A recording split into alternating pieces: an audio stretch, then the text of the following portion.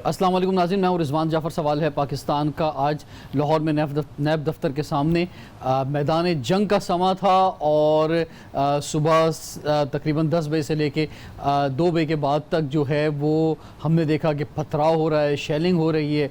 और क्या ये एक साजिश जो थी वो कहा जा रहा है हुकूमत की जानिब से कि मरीम नवाज़ या नून लीग की जानिब से साजिश थी कि वो इसी तरह से एक ड्रामा क्रिएट करना था, या इस जानिब से कहा जा रहा है कि नहीं जनाब वहाँ से हमारे साथ सही जो है बर्ताव नहीं किया गया, हम तो अवामी लीडर हैं, जब निकलेंगे तो हम इसी तरह से निकलेंगे जुलूस के अंदर। तो इस मामले को क्या हुकूमत ने मिस हैंडल किया, जिस तरह हैंडल करना चाहिए था उस तरह से नहीं किया, और या फिर एक तरफ एक बात ये भी है कि इस वक्त जो सूरत हाल है मुल्क की, माशी सूरत हाल है या कोरोना में जो माशी सूरत हाल रही, जो आवाम का हाल है, तो लोगों का एक गुस्सा भी था जो वहाँ पे उन्होंने उतारा। इस पर हम बात करेंगे। बड़े ज़बरदस्त गेस्ट मेरे साथ हैं, गेस्ट पैनल आज का जनाब ब्रिगेडियर हारिस नवाज साहब, मारूफ तज़कियाकार साहब हमारे साथ मौजूद हैं स्टूडियो में, आपको खुशामदीद कहते हैं। हमारे साथ मौजूद हैं यासीन आज़ाद साहब, आप सीनियर लॉयर हैं, सुप्रीम कोर्ट के एक्स प्रेसिडेंट हैं, सुप्रीम कोर्ट बार एसोसिएशन के पाकिस्तान मुस्लिम लीग नून के रहनुमा हैं, आपको खुशामदीद कहते हैं। स्काइप पे हमारे साथ मौजूद हैं कमल शोजिब साहिबा, आप वफाकी पार्लिमानी सेक्रेटरी हैं, पाकिस्तान तहरीक इंसाफ की अहम रहनुमा हैं, आपको भी खुशामदीद कहते हैं। तो यासीन आज़ाद साहब, ये क्या कोशिश क्या थी, ये मजमा लेके क्यों जाना था? आपसे ज़्यादा कानून को कौन समझता है? जब नैब ने बुलाया है, और इससे पहले को ये पहली दफ़ा तो नहीं है किसी को नैब ने बुलाया है, इससे पहले भी बुलाया गया है पूछगछ के लिए, बात करने के लिए, कोई इल्ज़ाम है उसमें सवालात करने के लिए लोग जाते हैं, सीधे तरीके से जाएँ, जवाब दें, वापस चले जाएँ। देखिए, पहली बात यह है कि क्या नैब का काम सिर्फ यही है कि पाकिस्तान मुस्लिम लीग के लोगों के खिलाफ केसेस बनाए?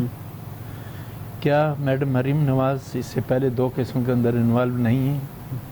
क्या दोनों एक केस में उनको सज़ा हो गई और दूसरे केस में वो ज़मानत पे हैं? तो अब आपको तीसरा केस नज़र आया कि ज़मीन अलाट हो गई। ज़मीन के अलाटमेंट की अगर बात करते हैं, नैब अगर इतना इंडिपेंडेंट इदारा है तो सवाल ये पता होता है कि हमारे पीएम के पास जो ज़मीन है 350 कनाल, वो सुप्रीम कोर्ट में बिल्कुल क्लियर आया कि आपके नाम पे प्रॉपर डॉक्यूमेंट्स नहीं हैं, इसको रेगुलाइज करा लें, वो गैर कानूनी नहीं है।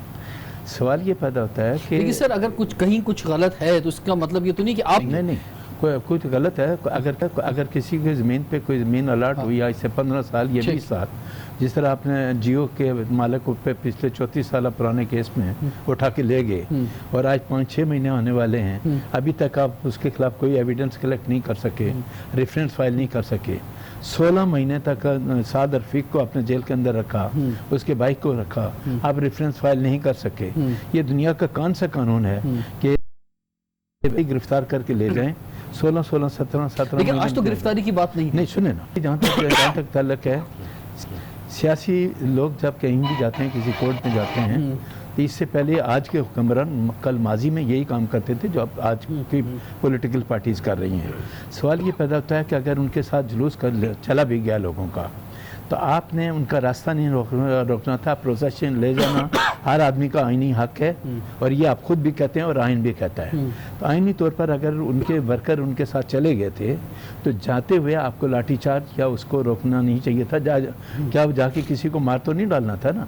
तो प्रोसेशन ले जाना कानूनी तौर पर कोई पाबंदी नहीं है। तो सवाल ये पैदा होता है कि हालात किसने ख़राब किए? वहाँ 1000 से ज़्यादा पुलिस वाला मौजूद था, 1000 से ज़्यादा। बहुत सारा ज़ख्मी हुआ है सर, उनकी सबकी फोटोग्राफ आ गई हैं, लगे हैं। तो सवाल ये पैदा होता है, जो लोग साथ आए थे मरीम नवाज साहिबा के, या जो लोग पहले से उनके भी आने से पहले जो है नैब के दफ्तर के बाहर दरवाजे पर मौजूद थे और गाड़ियों में पत्थर मौजूद थे, उनके लगे हैं। तो मसद ये कौन सा तरीका है सर? कानून को अपने हाथ में लेना, रिट ऑफ द गवर्नमेंट को चैलेंज करना। रिट ऑफ गवर्नमेंट को तो इमरान खान ने सबसे ज्यादा चैलेंज किया था। पीटीवी पे हमला उन्होंने किया, पार्लियामेंट मैं उसी पे आ जाता हूँ, मैं उसी पे आ रहा हूँ। सवाल ये होता है कि रिट ऑफ गवर्नमेंट को चैलेंज नहीं किया गया। वो नेब के दफ्तर ने उनको बुलाया इंक्वायरी के लिए, वो वहाँ चली गई, लोगों के साथ गई। वो जब दफ्तर के अंदर चली जाती तो लोगों ने बाहर ही रहना था, दफ्तर के अंदर नहीं जाना था। आपने सिचुएशन को खराब क्यों किया? सिचुएशन को कंट्रोल करने की जिम्मेदारी गवर्नमेंट की है। ये भी फरमाएं ब्रिगेडियर हारिस नवाज, अंदर क्यों नहीं उन्हें बुलाया गया? मतलब जब आपने बुलाया है, ठीक है, रश है, सब कुछ है, तो आप भाई गेट ओपन करें, जो आपका काम करने के लिए बुलाया वो करें। वो तो बाद में कहती रही कि भाई मैं तो आई हूँ, मैं तो जवाब देने के लिए आई हूँ। रिजवान, बात ये है कि कौन से कानून में लिखा हुआ है कि जब एक करप्शन के इल्ज़ाम में एक लेडी जा रही हैं, अपने साथ लेके जा रही हैं और हाइलैक्स में, गाड़ियों में, शॉपर्स में इतने ने पत्थर भरे हुए हैं, जी, ठीक है, और नज़र आ रहा है आपके सब टीवी कैमरा में, सब लोगों ने दिखाई बात। उसके बाद एक लिमिट होनी चाहिए कि चलें जी 200 गज 300 गज जाकर रुक जाएँ। उसके बाद आगे यहाँ पर डिस्ट्रिक्ट एडमिनिस्ट्रेशन की भी गलती है, ठीक है, कि डीसी और एसपी को आपस में कोऑर्डिनेशन करनी चाहिए थी कि नैब इंटेलिजेंस फेलियर भी है थोड़ा सा। इंटेलिजेंस फेलियर, तो I think intelligence they must have given कि what they are doing it, everybody knew कि what are their plans, they want to create halla gulla. तो गेट से 200 गज के फासले पर थ्रोइंग डिस्टेंस से पहले वहाँ पर जाके बैरियर लगा देते जी कि यहाँ पर आप यहाँ से एक गाड़ी और एक इंश्योरेंस की गाड़ी जो है ये अंदर जाएंगी, बाकी आप वहाँ वेट करिए। They could not handle. नहीं, लेकिन ऐसा हुआ, लेकिन वो इतनी मॉब था, इतनी बड़ी तादाद में था कि उन्होंने हटा दिया उनको और वो दरवाजे तक पहुंच गया। वो लीडर साथ जा रहे हैं, why is she going to कोई कैप्चर समथिंग, या कोई फतह करने जा रही हैं, या तो चले जमानत में निकल रही हैं जेल से तो कारकुन जरूर जाते हैं, ठीक है, बट नॉट के जा रहे हैं आप। फिर आपकी लीडरशिप में आपकी कैसी लीडरशिप है कि आपने इतना ज़्यादा किया और उसके बाद जब ऐसे हालात हो जाते हैं, अगर इस वक्त वो गेट खोलते हैं तो 300-400 लोग अंदर जाते हैं। ये कमल मैं आपकी तरफ आता हूँ। इल्जाम लगाया जा रहा है कि ये लीगी जो कारकुन थे, रहनुमा थे, वो पत्थर लेकर आए, लेकिन मरियम नवाज ने अपनी प्रेस कॉन्फ्रेंस में भी कहा, वो क्या क्या कहा वो तो चले बाद में बात करेंगे, लेकिन पत्थरों की जहां तक बात है उन्होंने कहा भाई हम अपनी गाड़ियों में खुद पत्थर नहीं मार सकते। तो उनका कहना ये है कि सियासी लोगों पर जो शेलिंग की गई, आज पत्थर बरसाया गया, ये तो बड़ा जुल्म किया गया। कमल साहिबा। बिस्मिल्लाहिर्रहमानिर्रहीम, thank you very much Rizwan. Doctor Haris साहब ने भी काफ़ी बातें कर दी हैं, जो मेरे दूसरे कलीग हैं उन्होंने भी अपनी बातों से हिंट दे दिया है कि उनके पास कोई जस्टिफिकेशन नहीं है आज के सारे वाक़े की। देखिए, मेन ऑब्जेक्टिव जो था वो यही था जो उन्होंने अचीव कर लिया। मैं समझती हूँ मरियम साहिबा मुबारकबाद की हकदार हैं कि रात के 11 बजे भी आज मरियम मरियम ही हो रही है, यही वो चाहती थी, बस और क्या था। और मैं सिर्फ बैकग्राउंड याद करा दूं कि हम लोग कहते हैं ना कि जेनेटिकली चीजें जो है वो आगे ट्रांसफर होती हैं। आज मुझे जो मैं सारा दिन मनाजिर देखती रही तो मुझे 1997-98 की मेमोरीज आई।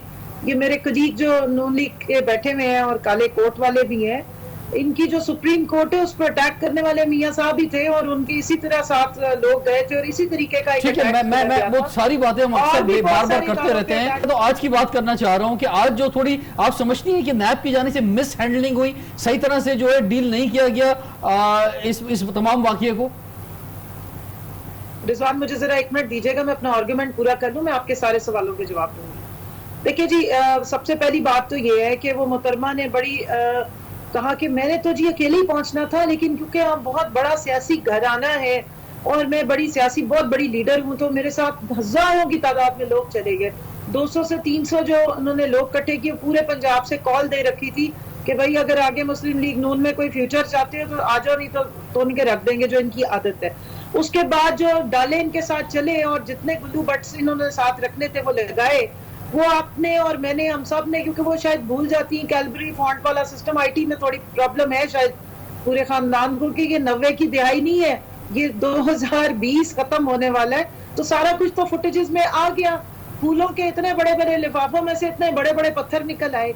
मुझे ये बताएं, जो ड्यूटी पे पुलिस खड़ी हुई थी, क्या वो पत्थर लेके खड़ी हुई थी? वहां कोई सड़क बन रही थी नजदीक में, और इन्होंने वहां पहुंच के उसके बाद इशारा किया है इनके चीफ सिक्योरिटी ऑफिसर, उसके बाद जनाब ये मोहतरम है, इनका नाम है मिर्जा जावेद साहब, जिनके बेटे MP है इनके, जो इनके घर में रहते हैं, इनके इंफॉर्मेशन का भी काम वो करते हैं, उनके इशारे पे इन्होंने पेल्टिंग स्टार्ट की है पुलिस को टारगेट कर करके। जो काम हुआ है वो तो जवाब में बाद में हुआ है। अच्छा, और एक और मैंने आज देखा और सुनी बात, जो मरियम साहिबा ने बाद में जिसपे झूठ भी बोल दिया, यूटर्न भी ले लिया। पहले उन्होंने अपनी खुद वीडियो बनाई अपनी गाड़ी के अंदर से कि ये देखिए पत्थर लगने से मेरी गाड़ी का शीशा टूट गया। फिर एक हमारे एंकर साहब है, उन्होंने उनके मुंह में डाला कि पत्थरों से जो है ना वो बुलेट प्रूफ गाड़ी का शीशा नहीं टूट सकता, इसकी तकरीबन 7 लेयर्स होती हैं, ये बम प्रूफ होती है, तो एक पत्थर से अगर शीशे टूटने लग पड़े तो फिर बम प्रूफ गाड़ियां जो है वो तो बिकनी बंद हो जाएंगी। तो उन्होंने कहा हाँ, मेरे ख्याल में किसी ने गोली मार दी है। वो गॉड से इतना पुअर स्क्रिप्ट, ड्रामा क्वीन तो है लेकिन कुछ थोड़ा अच्छा ड्रामा लिख लेती, शायद टाइम कम मिला था, पता नहीं चल सका कि ये चीजें जो है ये अब नजर आ जाती है। एक्सपोज हो जाती हैं। तो सबसे बड़ी बात ये कि बेल पे रिहा हुई भी है, पाकिस्तान की अदालतों से कन्विक्टेड मुजरिम है ये। अगर मेरे भाई काले कोट वाले जो हैं, जो लॉ के एक्सपर्ट हैं, ये अगर बाइसनेस हटा के लॉ के बारे में सही बात करेंगे तो ये बता सकेंगे। जी बिल्कुल, ये पाकिस्तान की मायनाज शख्सियत है जो उस वक्त हमारे साथ मौजूद हैं की दुनिया की। तो यकीनी तौर पर इनसे हम पूछेंगे। कमल, मैं थोड़ा सा रोकना चाहूंगा, टाइम एक ब्रेक का हो रहा है, ब्रेक के बाद यासीन साहब फिर आपने जवाब देना होगा। इसका सवाल है पाकिस्तान का।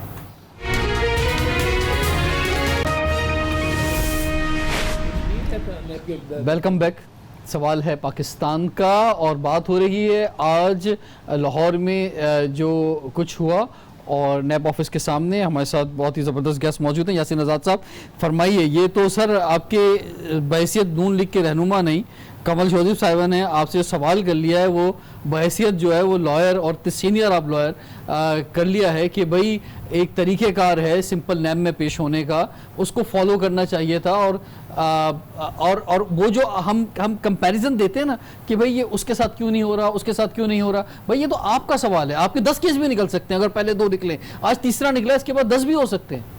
देखें, पीटीआई के दोस्तों में एक बड़ी खूबी है कि बड़ी खूबसूरत से झूठ बोलते हैं और झूठ बोलकर अपनी बात को कवर अप करने की कोशिश करते हैं। मैं ये खातून से बात सवाल करता हूँ कि जब अब्दुल हलीम खान नैब के दफ्तर में गए तो क्या वो जुलूस लेके नहीं गए थे? लेकिन चूंकि गवर्नमेंट आपकी थी, आपने लाठीचार्ज नहीं किया। नहीं, लेकिन उन्होंने उस जुलूस से पथराव तो नहीं किया था ना। पथराव इसलिए नहीं किया कि गवर्नमेंट आपकी थी। अब ये तो इंक्वायरी की बात है ना कि गलती हमारी है या आपकी है। तो पहले तो मैं मजम्मत करता हूँ वो जो वाक़या वहाँ हुआ, नंबर 1। नंबर 2, अब्दुल हलीम खान जब वहाँ लेके गए तो उस पर लाठीचार्ज नहीं किया, किसी ने नहीं रोका, जुलूस वो भी लेके गए थे। सवाल ये पैदा होता है कि सर क्या डर क्या था? खौफ, जो इफ्तारी का खौफ था, शहबाज शरीफ साहब को भी ये खौफ रहा मुसलसल। उन्होंने पहले अपना कोरोना पॉजिटिव चले, वो अल्लाह खैर उनको सेहत दे, लेकिन उस पर भी सवाल उठते रहे कि वो वैसे वो भी सामना नहीं करने को तैयार थे, नैब के दफ्तर जाने को तैयार नहीं थे। अब मरियम बीबी को बुलाया गया तो वो भी मरियम तो गई, वो तो 2 घंटे वहाँ खड़ी रही है कि आओ मुझे ले चलो अंदर, मेरा स्टेटमेंट रिकॉर्ड करो। क्यों नहीं लेके गए? जुलूस से चला गया क्योंकि इतनी बड़ी तादाद में मॉब था, उसमें कर दिया था ना। लोग भाग गए। नहीं, लोग कहाँ भागे थे? लोग वही थे, लोग नहीं गए थे। नहीं, इतने लोग तो मरियम बीबी के जाने के बाद भी वहाँ पे मौजूद थे। 1000 जो उसके बाद गिरफ्तारी हुई। 1000 जो पुलिस वाला था आपका, वो क्या कर रहा था? उसने क्यों नहीं रोका? और ये जब लोग रास्ते में जा रहे थे तो उस वक्त क्यों नहीं रोका? कोई अगर बड़ी खबर आ जाती तो वो होता ना। अमन और अमान को बरकरार रखने के लिए नई डेट दी गई कोई कि भाई चलो ठीक है नई डेट पे आ जाए। देखें ना, नई डेट दी है, आपने बहुत अच्छा किया। मैं आपसे यही सवाल करता हूँ कि आप करप्शन की बात करते हैं कि जी फलां आदमी बहुत करप्ट है, खातून को भी इन्होंने कह दिया। क्या अब्दुल हलीम खान करप्शन के केस में इन्वॉल्व नहीं है? क्या नैब से जमानत हो जाने के बाद वो दोबारा अपने करप्ट आदमी को मिनिस्टर नहीं बनाया?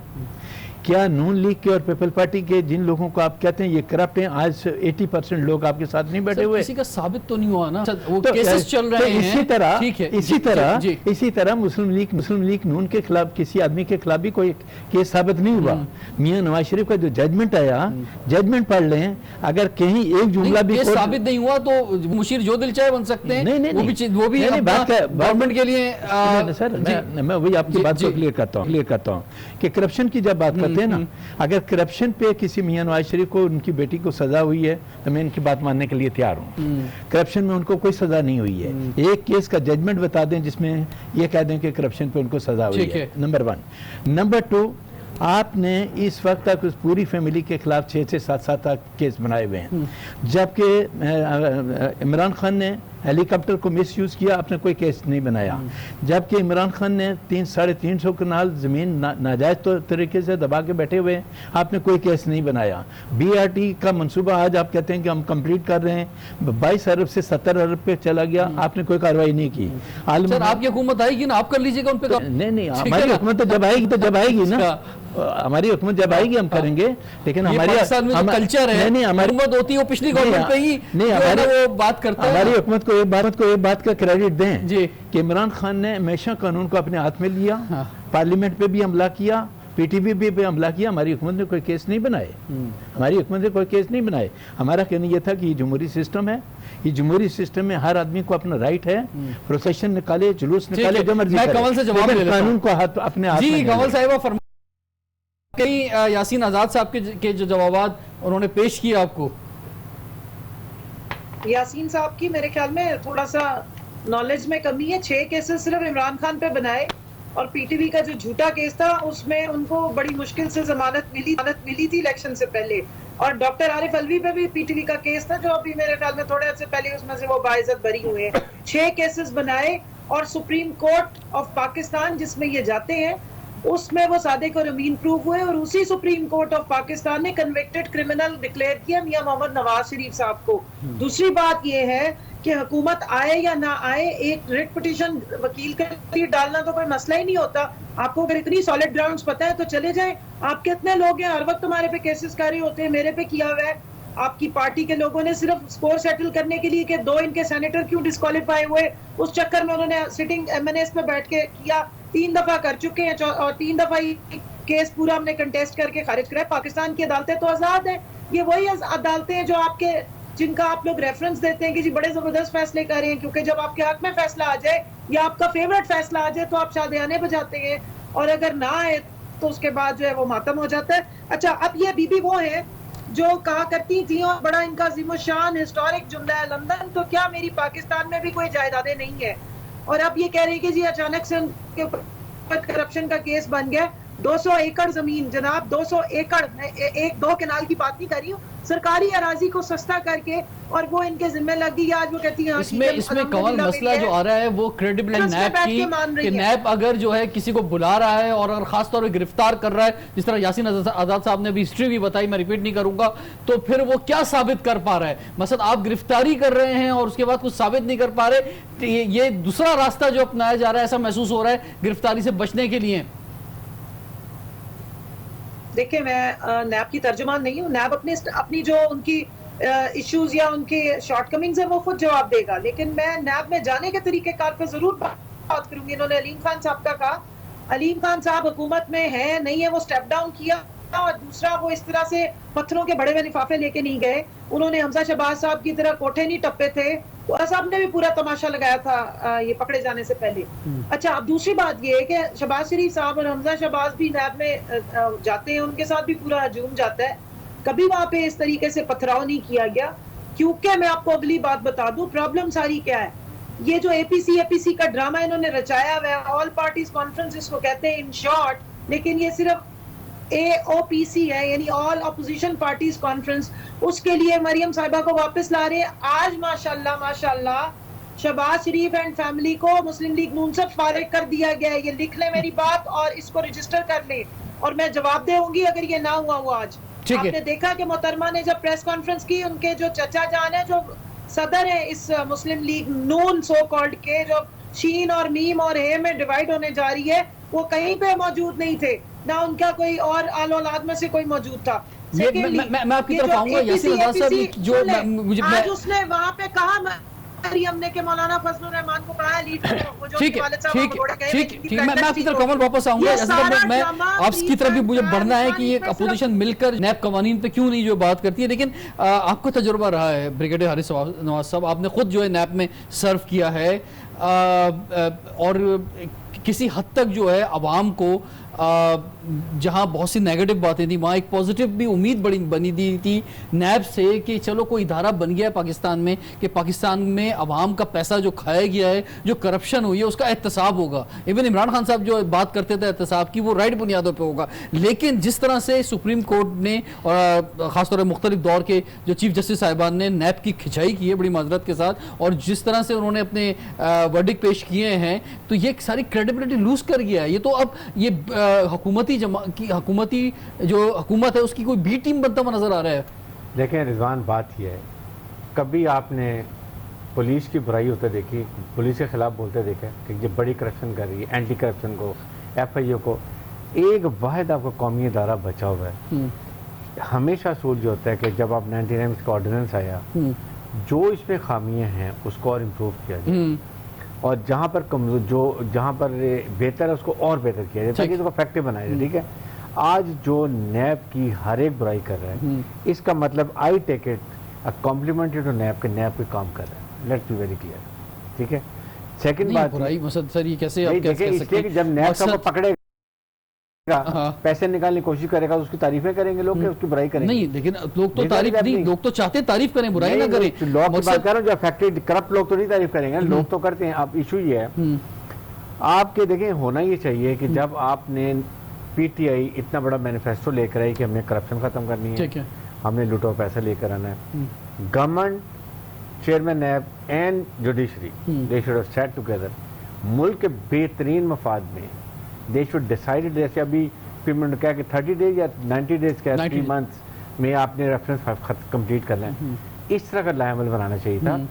सेकंड ये डिसाइड होना चाहिए। देखिए नैब का ऑर्डिनेंस, ये मकसद क्या नैब का कि नैब से आपने लूटा हुआ पैसा लेना है, आपने गवर्नमेंट एक चक्कर में जमा कराना है, सदा 10 साल दे देना, doesn't serve the purpose, I still feel. ठीक है।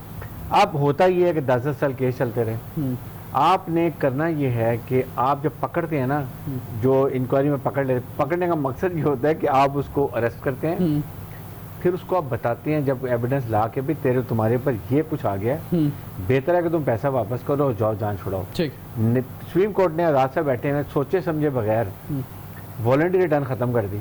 वॉलंटरी रिटर्न मतलब थी इंग्लिश में आप कहते थे भाई तुमने 2 करोड़ रुपए लिए, पैसे दे दो, जाओ क्लीन चिट। ठीक है। ठीक है, सुप्रीम कोर्ट ये कर दी कि प्ली बार्गेनिंग जो वॉलंटरी रिटर्न, प्ली बार्गेनिंग भी चल रही है। उन्होंने ये किया, क्या ये कर रहे थे कि वॉलंटरी रिटर्न में जो ऑफिस ब्यूरोक्रेट्स हैं, गवर्नमेंट मुलाजिम है, अगर उन्होंने करप्शन की उनको डिसमिस कर दो। ठीक। अब हो गया ये है कि अब सिर्फ प्ली बार्गेन है या रेफरेंस है, आपको आपको प्ली बार्गेनिंग भी नहीं हो पा रही। नहीं, इसलिए नहीं हो पा रही ना हाँ। कि प्ली बार्गेन अगर कर ले तो उसको वो 10 साल के लिए फारिग हो गया, ठीक है। उसका कारोबार बंद हो और गया, कोई सरकारी ओहदे पे नहीं आ सकता। उसको इलेक्शन नहीं लड़ सकता। ठीक इससे बेहतर वो कहता है यार मैं कुछ नहीं दूंगा, मैं 10 साल केस लड़ूंगा तो मैं शायद बच जाऊं। ठीक है। ठीक है, नाउ इज द टाइम, आप 3 साल हो गए, 3 महीने जो मिल गया ये ना, बहुत जरूरी है that is what it कि is. ये समझने की जरूरत है इसमें मेरे जो को। हमारी अपोजिशन और हुकूमत के अक्लमंद They should लोग work it हैं out. वो सब बैठे और मिलके, और लेकिन उसमें कुछ ही पॉइंट्स हैं जिन पर जो फैसला नहीं हो पाता और उस पर फैसला करें। नाज़रीन, आज मरीम नवाज की खामोशी भी टूटी है, और जब खामोशी टूटी है तो उन्होंने बहुत सी बातें कहीं। आज एक चार्जशीट जो है वो सामने रखी है हुकूमत के, कि हुकूमत की कारकर्दगी कैसी है, तो इस पर हम बात करेंगे। ब्रेक के बाद सवाल है पाकिस्तान का। जी, आज इस बहाने मरीम नवाज की खामोशी टूटी, और कवल में आप स्टार्ट में आपसे जानना चाहूँगा कि उन्होंने कहा कि उनकी जो खामोशी है और नवाज शरीफ साहब की जो खामोशी है उससे डर लगता है गवर्नमेंट को। ये वो अपनी कामयाबी बता रही हैं। कमल, क्या कहेंगे आप? पहले तो मैं इनके शौक का जरा बता दूं। शौक तो इनको इक्तदार में आने को बिल्कुल अपने वालिद साहब की तरह बैकडोर से आना चाहती है, बाईपास करके, शॉर्टकट मार के, और उनकी एक ही क्वालिफिकेशन है कि वो नवाज शरीफ साहब की दुख्तर नेक अख्तर हैं, बस दैट्स इट। इसके अलावा उनकी कोई क्वालिफिकेशन नहीं है, ना सियासत में। नहीं, अब उनकी बात कर रही है, लेकिन उन्होंने ये बात कही है, कश्मीर के मसले पर उन्होंने बात की, महंगाई पर उन्होंने बात की कि हुकूमत हर शोबे के अंदर जो नाकाम हो गई है। वो जो लोग कह रहे थे कि मरीम नवाज कुछ नहीं कह रही, तो आज उन्होंने वो कह दिया है जो लोग समझ रहे थे कि उन्हें कहना चाहिए।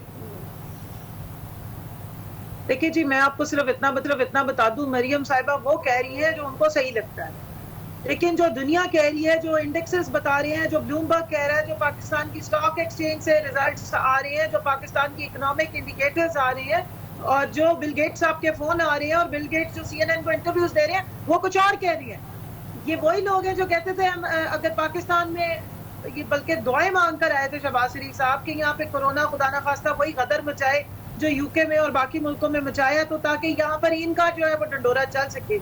अल्लाह बहुत बड़ा अल-हक है, मेहरबानी अल्लाह की जात की, और उसके बाद हमारी पॉलिसीज है। इमरान खान साहब एक विजनरी लीडर है, वो डेमोक्रेट है, वो एक सिस्टम 23 साल पाकिस्तान मुस्लिम लीग नून पंजाब में खासतौर पे कह रहे हैं कि अगर आप समझती हैं कि जनाब आपने डिलीवर किया है, तो अभी आप बल्दियाती इंतखाबात करा के देखें, आपको रिजल्ट पता चल जाएगा कि पंजाब में किसकी जो है वो मकबूलियत है। मेरे साहब मैं बात कर दूं? जी कवल जी, ये 2023 में जिस वक्त इलेक्शन होंगे तो एग्जैक्टली पता लग जाएगा कि किसको वोट मिलता है और किसकी मकबूलियत है।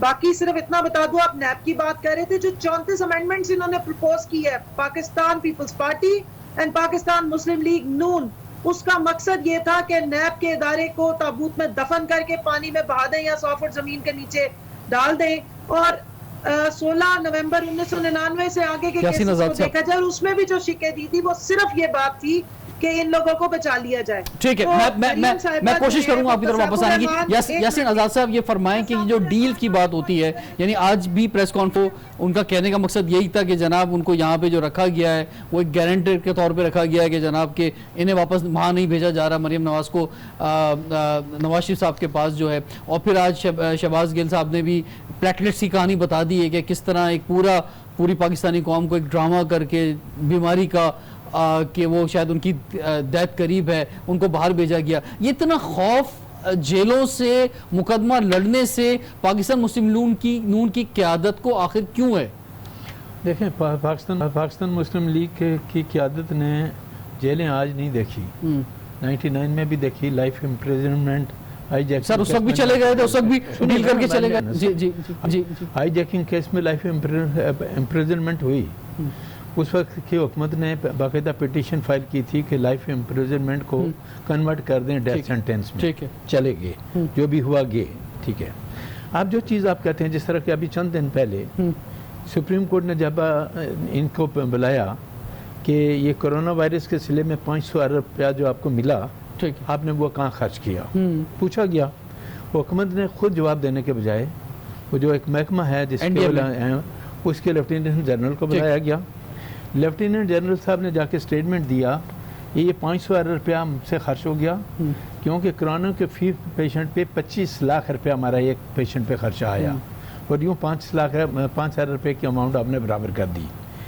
सवाल ये पता होता है कि 500 अरब रुपया कहाँ गया, कहाँ खर्च किया, और कौन से पेशेंट पे अपने 25 लाख रुपये एक पेशेंट पे। ठीक है, एक बात सही। नंबर 2, जो ये भाई बात वो कह रही हैं, घूम फिर के एक ही बात कहती हैं कि जी करप्शन है, इस मुल्क तबाह हो गया, बर्बाद हो गया।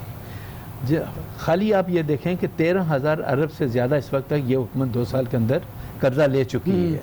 मकसद अब बात ये है कि मैं उनसे बात कर रहा हूँ तो कर रहे हैं, आपकी बात कर रहा हूँ तो आप उनकी बात कर रहे हैं कि क्या कर चुके हैं। मैं उसी पर जी जी जी, मैं तो टाइम खत्म हो रहा है, बात कर रहा हूँ। असल नेब ऑर्डिनेंस की बात मैं करता हूँ, जो एंड पे मैं चूँकि ये लीगल मामला है, नेब ऑर्डिनेंस पे कहाँ ये लिखा हुआ है कि आप बाइट क्राइम में किसी को गिरफ्तार करके ले जाए और बगैर इन्वेस्टिगेशन को उठा के उसको जेल में। ये बात बिल्कुल सही। ब्रिगेडियर साहब फरमाइए, जो ख्वाब भी दिखाया था इमरान खान साहब ने, ये कब होगा एहतसाब, कब कड़ा एहतसाब होगा? ये तो एहतसाब के नाम पे मजाक ही लग रहा है इन 2 सालों के अंदर। आई थिंक देखें, आई स्टिल फील कि नाउ इज द टाइम। ठीक है, ये 1 साल जो है ना नेक्स्ट बजट तक, ये पीटीआई के लिए एक बहुत बड़ा टेस्ट है। ठीक है, अगर अगले साल बजट तक they can deliver to the people of Pakistan, ठीक है, जिसमें है महंगाई को कंट्रोल करना, नंबर 1, हाउसिंग नहीं, ठीक है, वो सारे तरक्याती काम तो अपनी जगह है। मैं एहतसाब की बात कर रहा हूँ, जो नैब की बात हो रही है। जी, आपके लिए 3 महीने का टाइम सुप्रीम कोर्ट ने दे दिया है। आई थिंक ये बहुत बड़ी उन्होंने एक फेवर की है पाकिस्तान के अवाम के लिए, आई विल नॉट से पीटीआई के लिए। नाउ इज द टाइम कि ये जो 120 जजेस आने, ये कैसे चेयरमैन नैब इनको नॉमिनेट करते हैं, जगह कहाँ बनाते हैं बैठने के लिए, ताकि और chairman NAB has to stop taking this little cases, ठीक है, जो ये 10 करोड़ का, 5 करोड़ का, तपेदार का, इंस्पेक्टर का। ये इंसाफ के निज़ाम के हवाले से इंशाल्लाह दोबारा आपके साथ बैठेंगे, सर तफसील से बात करेंगे। रिजवान जाफर, इजाज़त दीजिए, सवाल पाकिस्तान का।